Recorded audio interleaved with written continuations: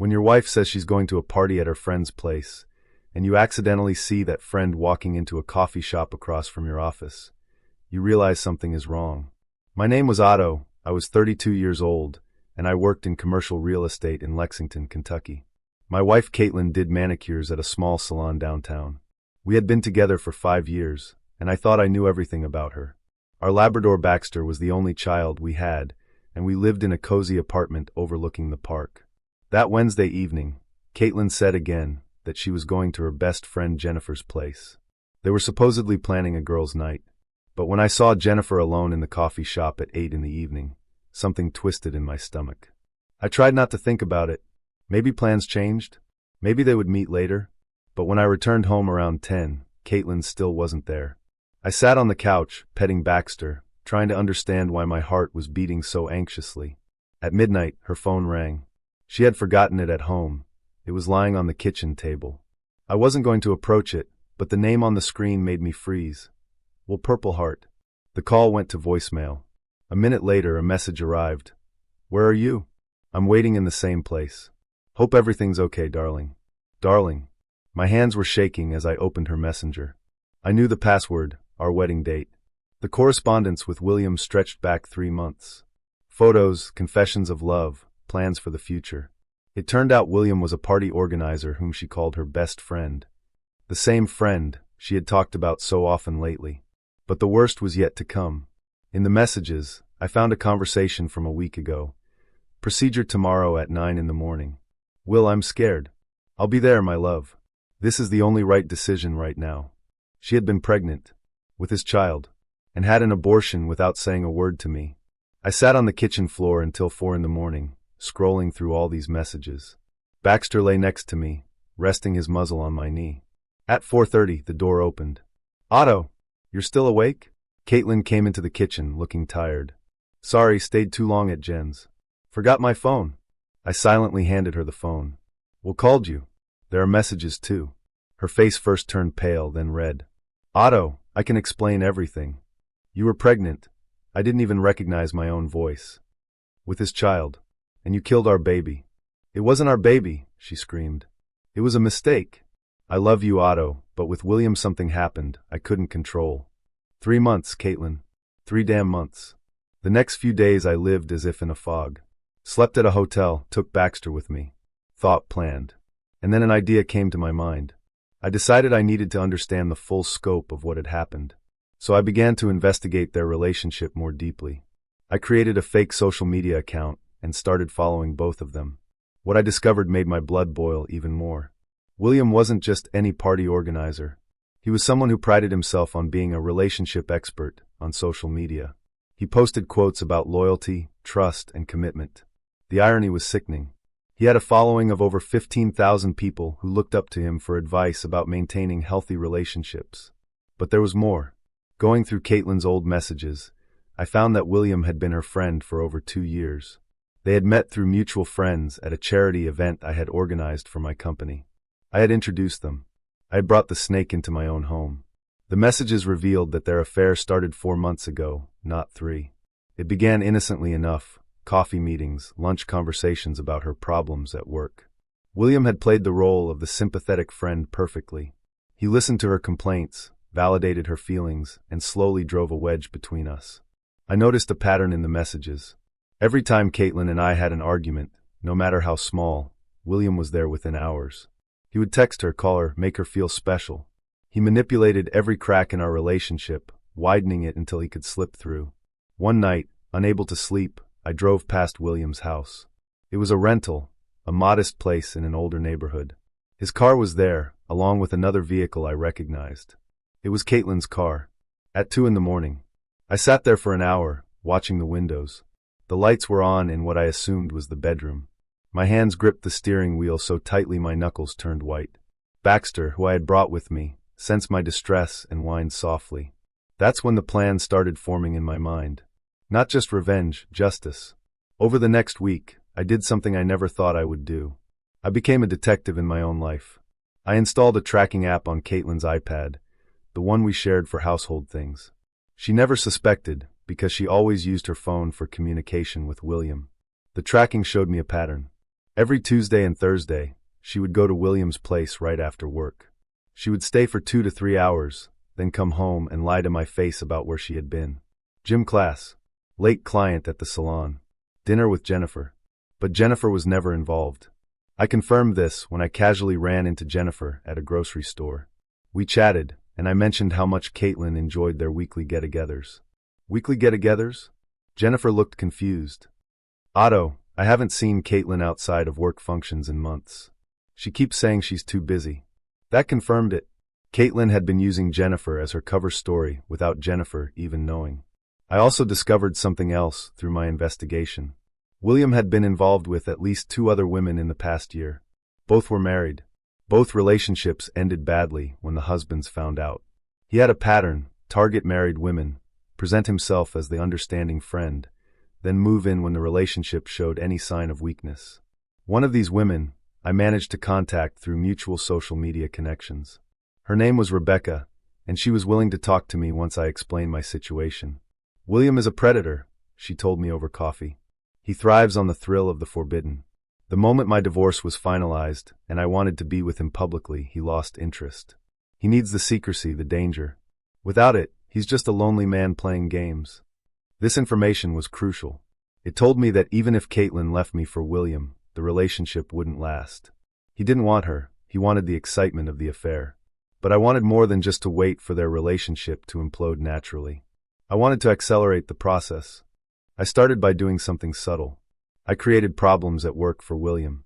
Not illegal ones. I wasn't going to break the law. But I knew people in the event industry in Lexington. It's a small community. Word travels fast. I started by casually mentioning to a colleague who worked in event planning at a major corporation that William had been unreliable at a recent event.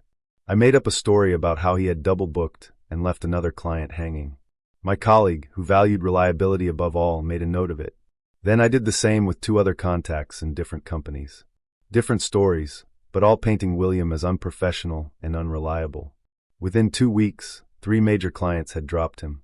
Not because of anything provable, but because in the events business, reputation is everything. William's business started to crumble. Without his major corporate clients, he was left with small private parties that barely paid the bills. I watched through Caitlin's tracked iPad as their messages became more stressed. He started asking her for money. Small amounts at first, $100 here, $50 there. Caitlin, who didn't have much money of her own since we kept our finances separate and I paid most of our bills, started making excuses. The messages showed tension building between them. That's when I made my next move. I had a friend who worked in marketing at a radio station. They were looking for sponsors for a new morning show segment about local businesses. I suggested they interview William as a successful local entrepreneur. My friend loved the idea. William, desperate for positive publicity as his business was failing, agreed immediately. The interview was scheduled for a Wednesday morning. What William didn't know was that I had fed the interviewer some very specific questions about his business practices and ethics. On air, William was asked about his approach to client relationships, his views on honesty in business, and his thoughts on maintaining professional boundaries. He gave all the right answers, talking about integrity, trust, and ethical conduct. The irony was perfect. I made sure Caitlin listened to that interview. I mentioned it casually, saying I had heard it while driving to work and thought it was interesting to hear about the local events industry.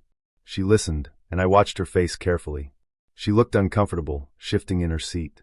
"He sounds very professional," she said quietly. "Yes," I replied. "All about integrity and trust. Important values, don't you think?" She didn't answer.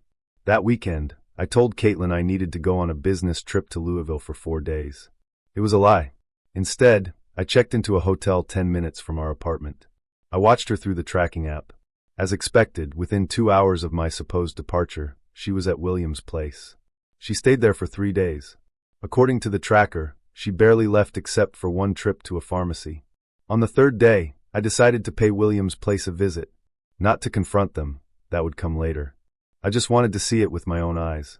I parked down the street and waited. At around 6 in the evening, Caitlin came out. She looked different, tired, worn down. She got in her car and drove away, but not toward our apartment. She went to the salon. I followed at a distance. She parked behind the salon and sat in her car for 20 minutes, just sitting there. I could see her shoulders shaking. She was crying. Part of me wanted to go to her, to comfort her like I had done so many times before. But then I remembered the messages, the lies, the baby she had killed without telling me. My sympathy evaporated. She eventually drove home. I gave her an hour, then called her. "Hey honey," I said, keeping my voice cheerful. "How's everything going?" "Fine," she said, her voice tight. "How's Louisville?" "Productive. I'll be home tomorrow evening as planned." "Miss you." "Miss you too," she lied. The next evening, I came home as promised. Caitlin had cleaned the apartment and cooked dinner, something she rarely did anymore. She was trying too hard, and I knew why. Guilt. Over the next 2 weeks, I continued my campaign against William. I contacted the building management, where he rented office space, and anonymously complained about noise and disturbances. I left negative reviews on his business page from fake accounts, carefully worded to avoid being obvious spam, but damaging enough to hurt his online reputation. His business continued to decline. The messages between him and Caitlin became increasingly bitter. He blamed her for distracting him, for being needy when he needed to focus on saving his business. She accused him of using her and not caring about her feelings. Their relationship was deteriorating exactly as I had hoped. But I wasn't done yet. Before I continue, please pause the video and subscribe to the channel so you don't miss any new interesting stories. Thank you. I discovered through my investigation that William had a business partner, someone who handled the financial side of their event planning business. His name was Marcus, and he was a straight-laced guy who valued honesty above everything else. Through a carefully crafted anonymous email, I made sure Marcus discovered some irregularities in how William had been handling client deposits.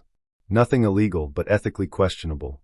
Using deposits for one event to pay expenses for another, essentially running a shell game with client money. Marcus confronted William, and their partnership dissolved within a week. Now William wasn't just struggling, he was alone and drowning. Meanwhile, I started preparing for the divorce. I consulted with the best divorce attorney in Lexington, a woman named Patricia Morrison, who had a reputation for being ruthless but fair. I showed her everything, the messages, the tracking data, the proof of the affair, and the abortion. "This is a strong case," Patricia said. "In Kentucky, adultery is grounds for fault-based divorce. You'll likely get a very favorable settlement." "I don't want just a settlement," I told her. "I want everything. The apartment, the savings, the investments. Everything we built together." "Given the evidence of her infidelity, that's very likely," Patricia assured me. But before I filed the divorce papers, I wanted one more thing. I wanted Caitlin to know what it felt like to lose everything. I arranged for the salon owner, Mrs. Chun, to find out about the affair. I didn't tell her directly, that would be too obvious. Instead, I made sure that Jennifer, Caitlin's friend, found out the truth about being used as a cover story.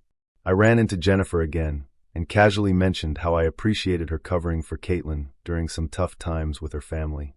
Jennifer, confused, asked what I meant. I pretended to be surprised that she didn't know, then said maybe I was mistaken and changed the subject. But the seed was planted. Jennifer, feeling used and suspicious, confronted Caitlin. I wasn't there for that conversation, but according to the messages I saw later between Jennifer and another friend, it was explosive. Jennifer felt betrayed and told Mrs. Chun, who valued family values and loyalty, about her suspicions regarding Caitlin's character. Mrs. Chun called Caitlin into her office. Through a contact who worked at the salon, I learned that Mrs. Chun had given Caitlin an ultimatum: fix her personal life and stop bringing drama to work, or find another job. Caitlin came home that evening devastated. She told me she was having problems at work, but was vague about the details. I pretended to be supportive, offering to help however I could. The entire time, I was screaming inside at the hypocrisy of comforting someone who had destroyed our marriage. A week later, I came home early from work, something I rarely did. Caitlin wasn't expecting me. I found her on the phone in our bedroom, door closed. I could hear her voice through the door. "I can't do this anymore, Will. Otto is asking questions, Mrs. Chun is watching me like a hawk, and I feel like I'm losing my mind. We need to take a break." I heard William's response through the phone, angry and loud even though I couldn't make out the words. "No, I'm not choosing him over you," Caitlin said, her voice breaking. "I'm choosing myself. I need time to think." More angry words from William. "Maybe we made a mistake," Caitlin said quietly. "Maybe this was all just." I pushed the door open. Caitlin spun around, her face going white. "Otto, I didn't hear you come in." "Clearly," I said. "Who's on the phone?" "Just a friend from work." Really? Because it sounded like William. Her hand dropped to her side, still holding the phone. I could hear William's voice calling her name through the speaker. Hang up the phone, Caitlin. She did, her hands shaking. How long have you known? She whispered. Long enough. I told her about the phone that night, about reading the messages, about knowing everything. I watched her face crumble as she realized the full extent of what I knew. Not just the affair, but the pregnancy, the abortion, the lies. I'm filing for divorce, I said calmly. You have 2 weeks to find another place to live. Baxter stays with me. You can take your personal belongings, but everything else stays here. Otto, please, we can work through this. Work through what? You sleeping with another man for months? You getting pregnant with his child and killing it without telling me? You using our friend as a fake alibi? Which part should we work through, Caitlin? She had no answer. Did you ever love me? I asked, the question I'd been holding back finally escaping. Yes, she sobbed. I still do. What happened with William, it wasn't about not loving you. It was about... It doesn't matter anymore, I interrupted. Whatever it was about, it's done now. We're done. Over the next 2 weeks, Caitlin tried everything to change my mind. She cried, she begged, she promised it was over with William. She even suggested couples therapy. But I had made up my mind the night I read those messages. There was no going back. I filed the divorce papers. Given the evidence of adultery, the proceedings were straightforward. Patricia Morrison was as good as her reputation. The judge, after reviewing the evidence, awarded me the apartment, our joint savings, and most of our shared assets. Caitlin got her personal belongings and her car, which still had payments on it that she would now have to make alone. During the divorce proceedings, something interesting happened. William showed up at the courthouse. He tried to approach Caitlin, but she pushed him away, causing a scene in the hallway. Security had to escort him out. Later, I learned from a mutual acquaintance that William had been pressuring Caitlin to help him financially, claiming she owed him since his business had failed while they were together.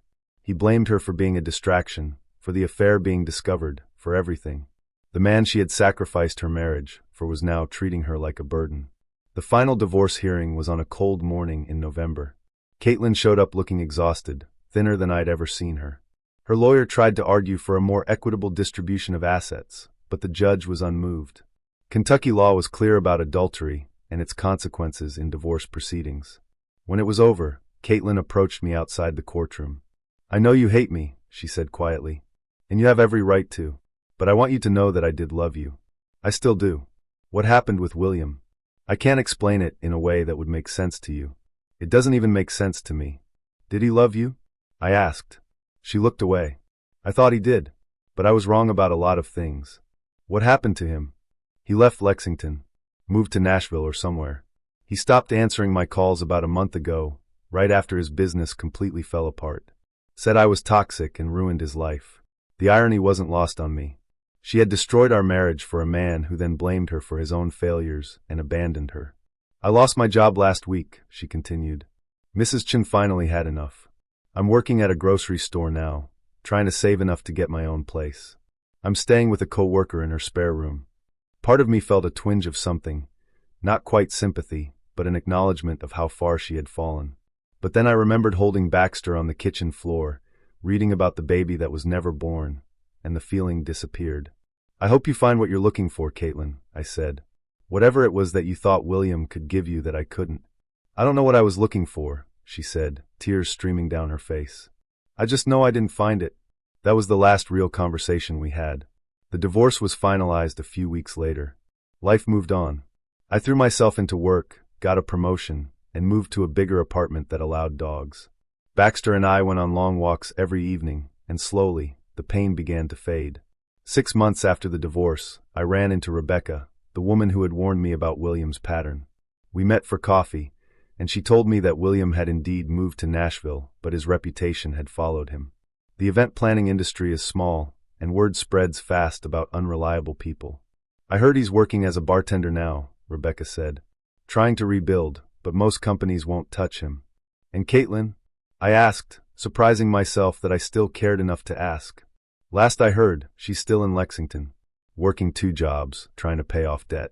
She reached out to me once, wanting to talk about William. I didn't respond. A year after the divorce, I started dating again. Nothing serious at first, just casual dinners and movies. But slowly, I began to feel like myself again. The betrayal had changed me, made me more cautious, but it hadn't broken me. I saw Caitlin one more time, about 18 months after the divorce.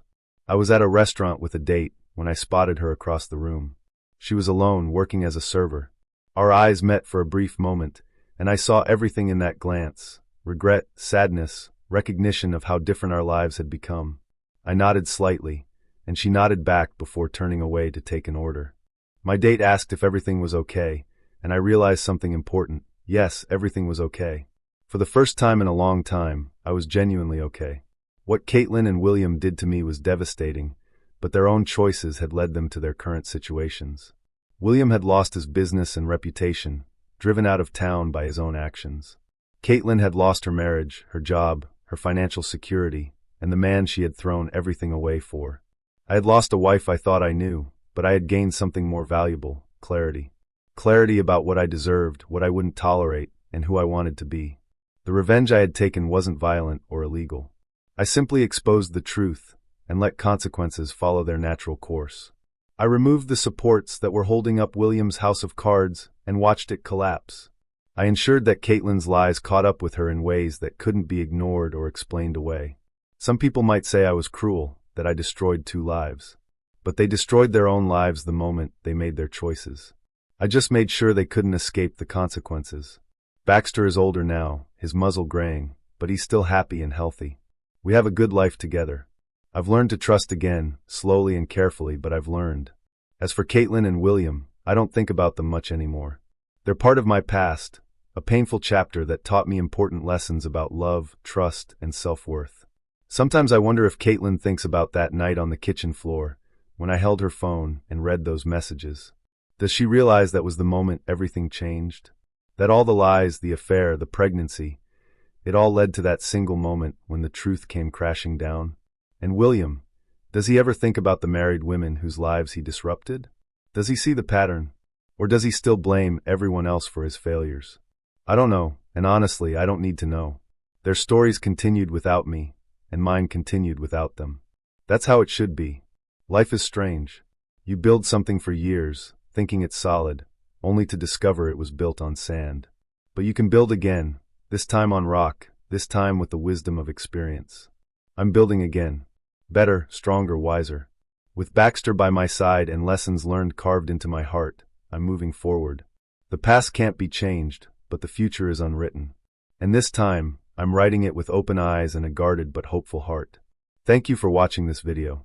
I see that 99% of you are still watching videos without subscribing to the channel. Perhaps YouTube will no longer offer videos from this channel in the future, so I recommend subscribing. This will also allow me to see what stories you are interested in, which will motivate me to release new videos. Also, keep writing in the comments what stories you would like to hear.